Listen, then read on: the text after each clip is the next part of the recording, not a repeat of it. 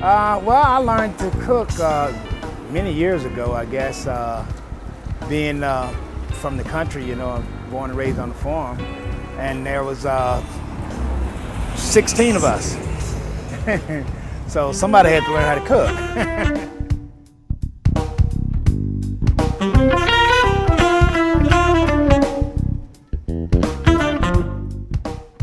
I was working at Fiesta, the grocery store, and I just happened to be on the bus one day and I saw jeans. I just passed by and I saw the sign, and so when I got to my mom's house, I called back up here. I wrote down the number and I called back and I was like, "Is this you, Jean, from down at Ben's?" And he was like, "Yeah." She was on the bus one day and she passed by here and she saw this, and somebody told her that this was my place. And at the time he had just hired somebody. Somebody was supposed to show up the next day. And so he told me to check back with him in a couple of weeks, and that person never showed up. And it was like a couple of weeks before I came back.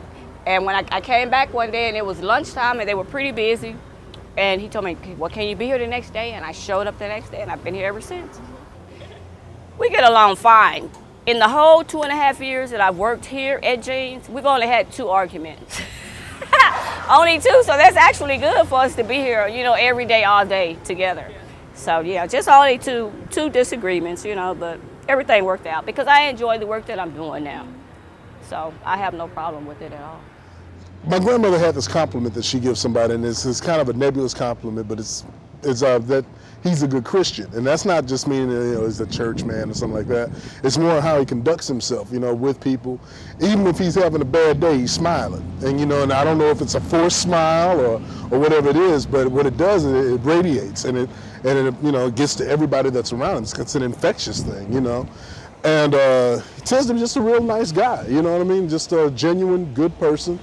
I know that a lot of people that come there that eat there, they can't necessarily afford, to eat at the time. A lot of people just broke.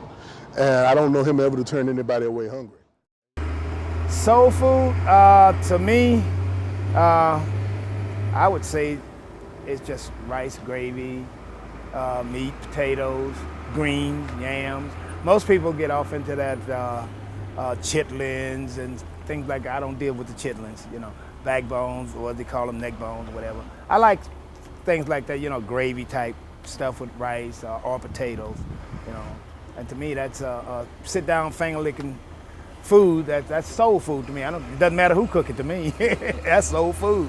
I don't know, because to me, it's just food that's seasoned. It's just, just cook your food with seasoning, add your bacon, add your, your onion and your bell pepper. But onion and bell pepper don't go in everything. It doesn't go in everything, but you need to, just add seasonings to your food, and it makes it taste very well. Jean's is quite notorious for a lot of people I know. What do you mean by that? Well, it's like, most of the people who, if you want to get some soul food, this is like the spot in Austin. So I don't know very many other places you go besides Jean's. They travel quite a distance for Thursday special. They will come for Thursday special. And what's Thursday special? The smothered pork chops with rice, gravy, collard greens, candy yams, cornbread. The pork chops are signature. I actually coined the phrase pork chop day. Yeah, it was a trip because I was, I come up here just about every other day or whatever. And Thursdays, I just started noticing, I was like, Thursday's pork chop day. So one day I came through, man, and I then started yelling and screaming, coming down the sidewalk, "It's pork chop day, it's pork chop day." There it was. And they had a couple of guys to come in, this was last year, and they came in and we always joke about the gravy, how good the gravy is and all of that. And this guy asked, said, these pork chops are really good, so who made those pork chops? Eugene told him that was her, and they say, "What size shoe does she wear? I need to buy her another pair of shoes." I said, Sandra back there, she did that gravy, she put her foot in it. He said, "Man, that's really good." I said, "Go ask her what size shoes she wear. I want to buy her some more leather." Because I know that she just wore the leather off making this food. It was great. And we just laughed that day. I like to die. He wanted her to put some more leather in that gravy. Everybody that I know, I don't know anyone that has anything bad to say about Gene. except he only does his pork chops on Thursday. That's the worst thing I can say about you. Gene, you need to do pork chops every day. You know, but it's because we love what we're doing that everything comes out so great. It's like a dream came true, you know. So you think you're going to stick with this restaurant for a while? Oh yeah, I'll be here.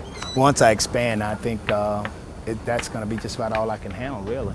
You know, we are looking at doing a lot of different things once we expand. Right now, we just don't have that much space for anything.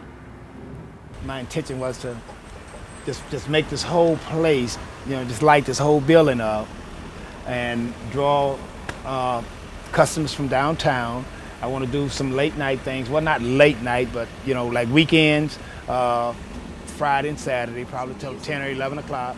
Outdoors music. I have a stage out here also.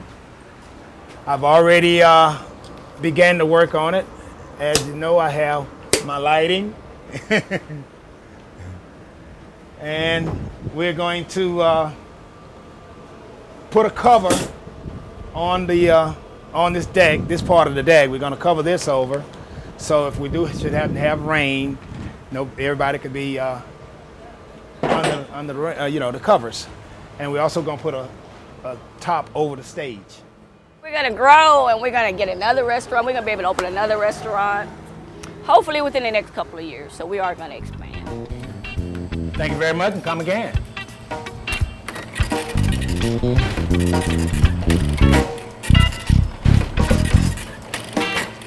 I also opened up a little business of my own on the side, and I had like a little game room, sweet shop thing like that. And I had put my little sign up on it that said, Geno's too hot to trot. And I used to tell my brothers all the time, I said, one day you'll see my name in lights. So when I brought him, he came here to visit. I stopped over there on the corner by the little liquor store and all up there. I stopped on the corner there just as soon as he came into town. And we got out of the car and I told him, take a look this way. And he looked and saw my name. He said, Gee!